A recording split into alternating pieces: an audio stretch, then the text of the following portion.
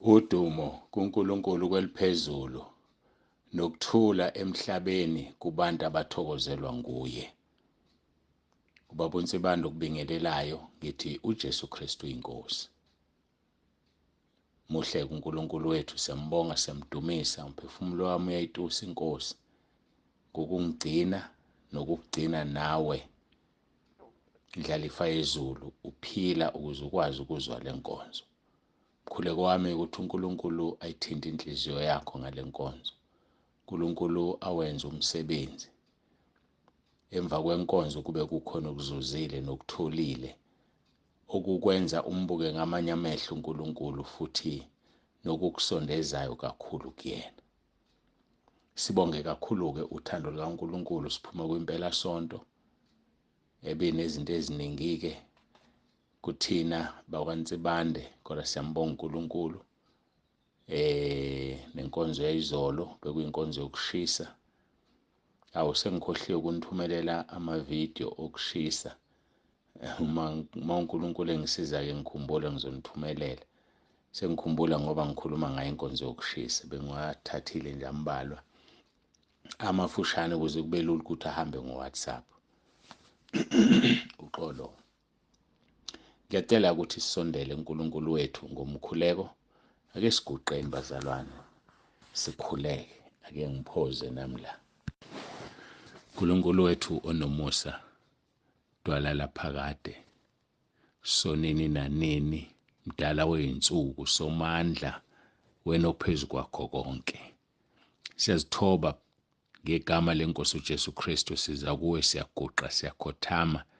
Sithi asinaye omunye uNkulunkulu ngaphandle kwakho.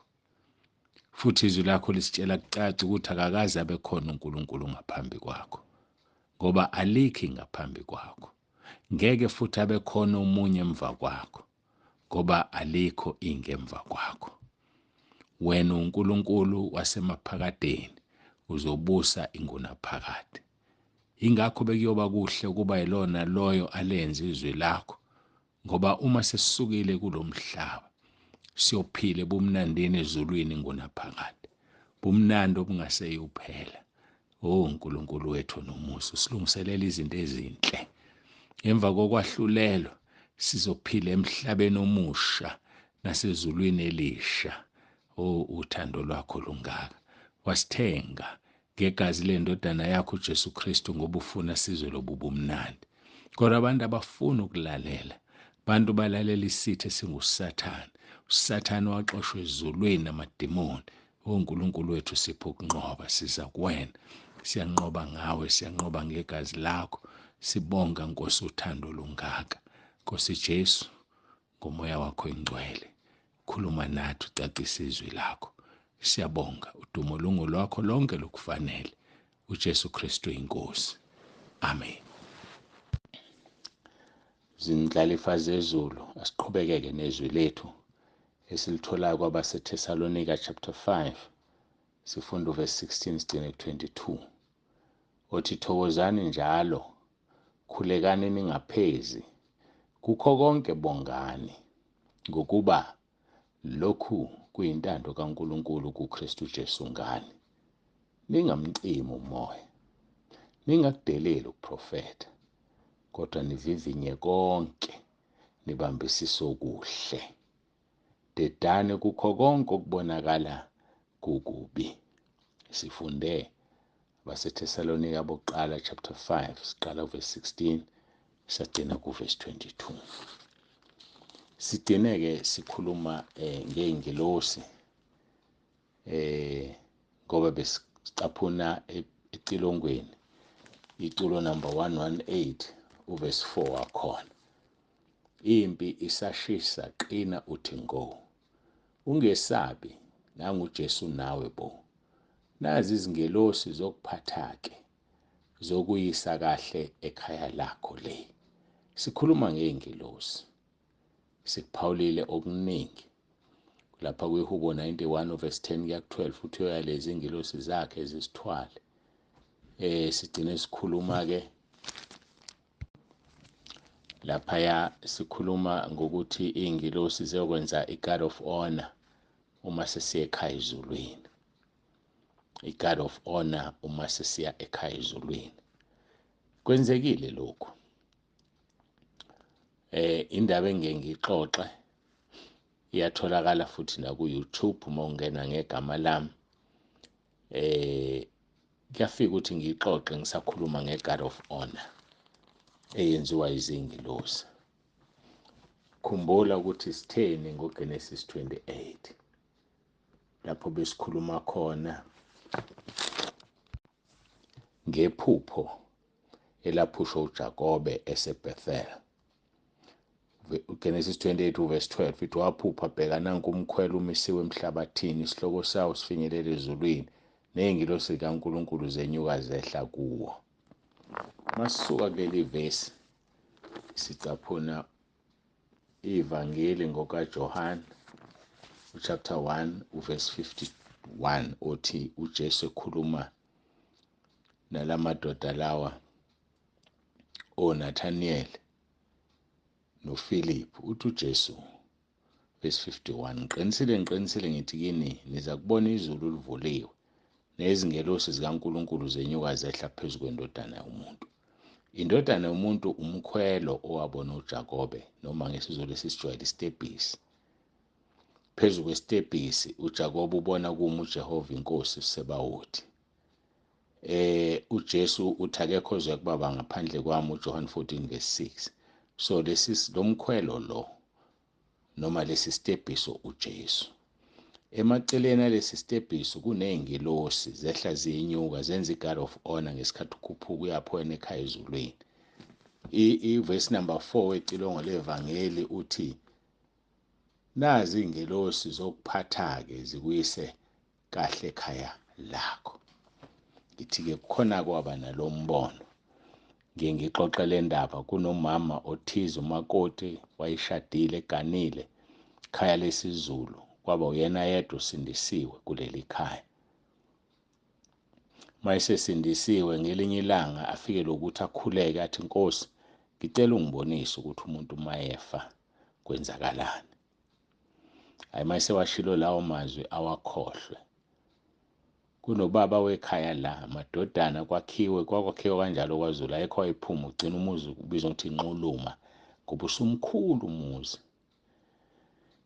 Hhayi-ke sekuthi ngelinye ilanga agule nje ubaba wala ekhaya, agule ubaba wala ekhaya, bamhambise enyangeni, bamhambise ezangomeni, bamehlise bemenyusa nje. Ngelinye ilanga ekuseni mayevuka lo makoti osindisiwe uzwe izwi lithi, namhlanje uzokubona lokho akucelayo. Ayihlupheka acabanga yini engayicelayo, ngiyicela nini? Akasakhumbuli phela ngoba siyakhuleka bese siyakhohlwa. Hhayi, emva kwalokho bese limkhumbuza izwi, wathi ufuna ukubona ukuthi umuntu mayefa kwenzakalani. Namhlanje ngo-4 uzokubona lokho.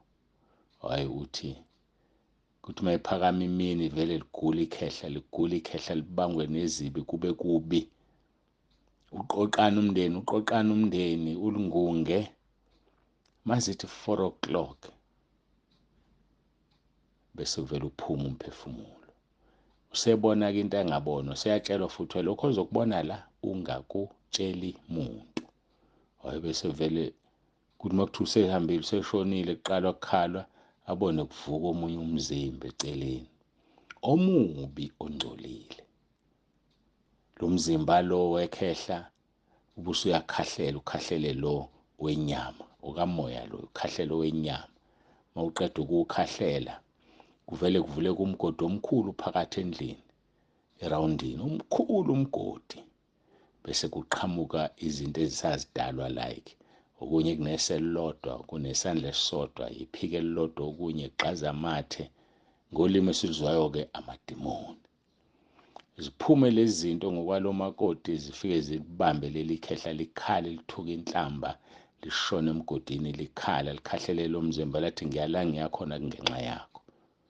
Busuvaleka umgodi, lithi izwi ungatsheli muntu.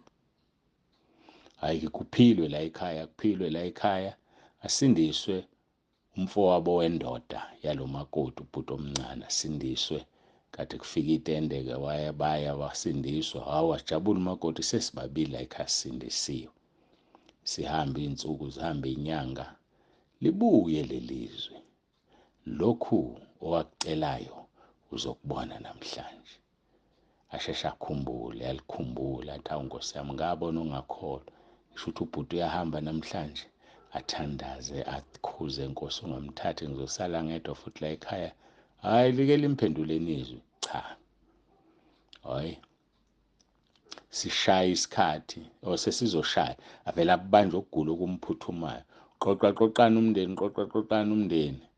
Hawu, avele phela abaguli isikhathi eside, basheshe bayithulela benkosi, ngoba thina phela siyalala sifi.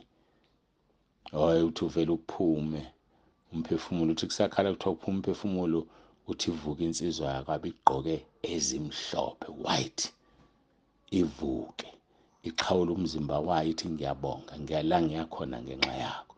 Bese kuvele ukuthi gxu phansi umkhwelo. Khumbula ukuthi umkhwelo yini? Isitebhisi. Masithi ngqi phansi isitebhisi, athi uyasibheka umakoti sesosha phezulu ezulwini. Mayethi uyabheka ngapha emaceleni iy'ngilosi zehla ziyenyuka. Uthini uJesu kuJohane chapter 1 verse 51?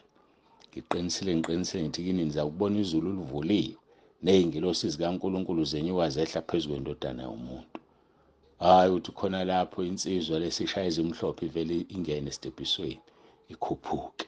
Iy'ngilosi ngapha zishaya i-guard of honor, ziyacula, ziyajabula, ikhuphuke insizwa iziyongena phezulu. Bese uyaphela umbono. Libuye izwi lithi, ungatsheli muntu, uzutshelwe yimi ukuthi ukhuluma. Kuthe-ke umakoti esemdala nje, semdala over 50, angiyazi iminyaka yakhe yayisingakanani, ekholwa nje-ke sekuvutha ukukholwa kwakhe, bese kuthiwa khuluma-ke umbono owubonayo ebandleni. Lelo bandla-ke wayisho-ke into ayibonayo-ke, njengoba nami sengiyazi ngixoxela, njengoba nawe usuyoxoxela omunye, wagcina eyikhulumile. Sikhuluma ngani-ke la? Ngey'ngilosi. Lithi icilongo, iculo 118 verse 4, nazi iy'ngilosi zokuphatha-ke zikuyise kahle ekhaya lakho. Kodwa ukuze zikuphathe zikuyise kahle ekhaya lakho, yazana noJesu esitebhiso. John 14 verse 6 uthi, ngiyindlela neqiniso nokuphila. Hhayi, akekho uzoya kubaba ngaphandle kwami.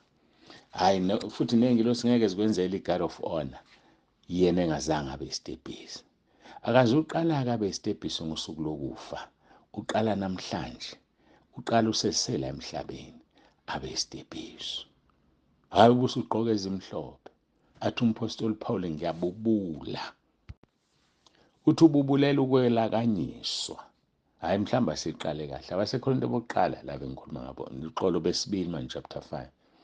Uthi ngokuba siyazi ukuthi uma indlu yethu yasemhlabeni ey'dokode idilizwe, sinesakhiwo esivela kuNkulunkulu, indlu engenziwanga ngezandla yaphakade esezulwini. Athi uzwile, le nsizwa le ithe uphuma umphefumulo, yaphuma isishaya dressed in white.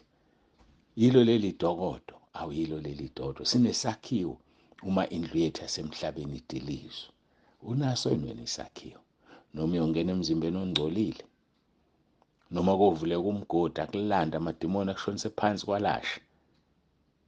Uthi-ke umpostoli Paul kuverse 2 wabaseKorinte besibili chapter 5, ngenxa yalokho ukuthi sinedokodo elingenziwanga ngezandla, athi siyabubula bazalwane, silangazelela ukwelakanyiswa ngendlu yethu yasezulwini, ngokuba sembethe yona, asikufunyanwa sihambaze.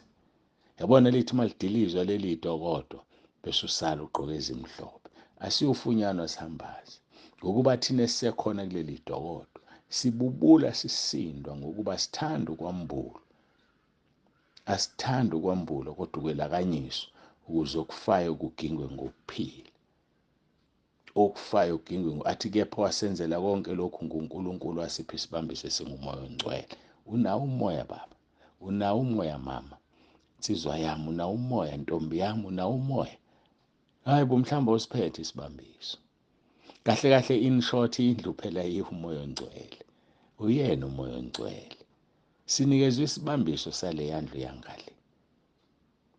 Ngakho-ke sime isibindi ngesikhathi sonke, sazi ukuthi nxa ikhaya lethu lisesemzimbeni, sahlukene nelisenkosini, ngokuba sihamba ngokukholwa. Asihambi ngokubona. Sime isibindi.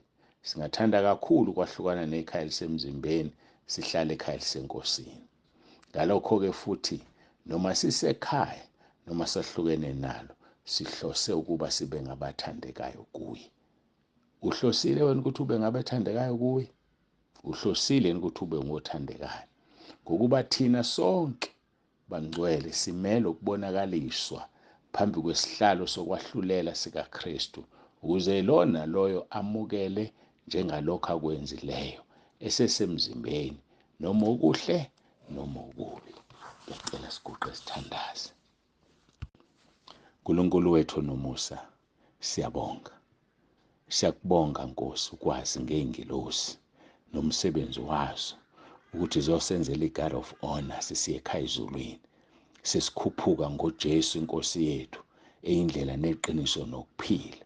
Umile Baba phezu kwesitebhisi ekhaya ezulwini ukuthi usuwelkhame ekhaya. Elithi izwi lakho uyosula inyembezi zethu. Singobani sizosulwa uNkulunkulu odala izulu nomhlaba inyembezi? Singobani ngempela? Siyabonga uthando sithanda ngalo.